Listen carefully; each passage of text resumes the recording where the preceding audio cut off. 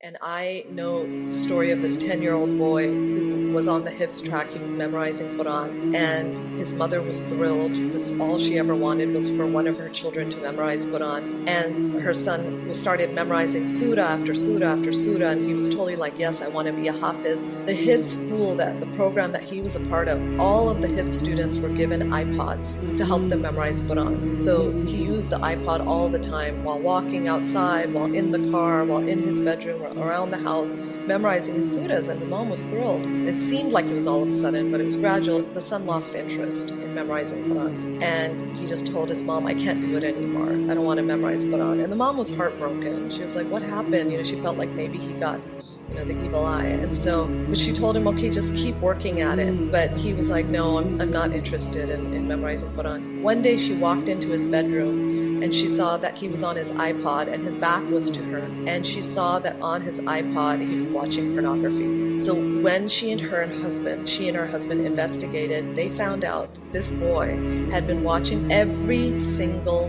day for 2 years. Every single day, from the ages of 10 to 12, this boy had been watching. He is hopelessly addicted. It is one of the most tragic stories, because I've been involved with the family, trying to help and just be there.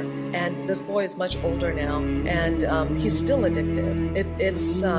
The parents were really smart. They immediately got him into therapy. They got him into, and there's actually therapy, a program now for Muslims called Purify Your Gaze. So if there's anyone struggling with it, Purify Your Gaze is a program. And when she first approached them when he was 12 years old, they said, no, we only work with adults.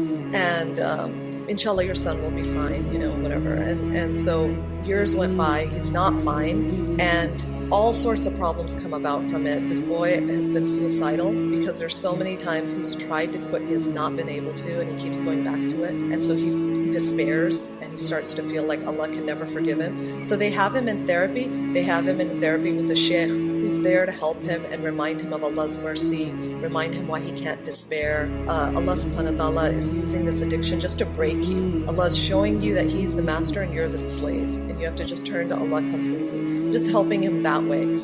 But the thing about pornography addiction, which people don't realize, is studies show first and foremost that most addiction happens between ages of 10 and 12. The other thing is they've actually done brain scans, actual brain scans on children who are addicted to that. The hard wiring of the brain, the actual shape of the brain changes. It actually changes. There's a physical effect. So his parents are treating it like an addiction now, that they don't judge their son anymore. And recently the mom told me that after years of trying to deal with this, and they have a very open relationship with their son. The son will come to them and say, Mom, Dad, it's been a month, I haven't watched. And they'll be like, wonderful, alhamdulillah. Then he'll come and say, it's been 2 months, I haven't watched any. And then he'll come and say, I watched, I couldn't help it, I'm sorry. And he'll cry, and they'll hug him. And, so this is their life right now. And the mom told me recently, after years of dealing with this, her husband is this big, strong person who doesn't show much emotion. She said the other day he just hugged her son and just broke down sobbing, just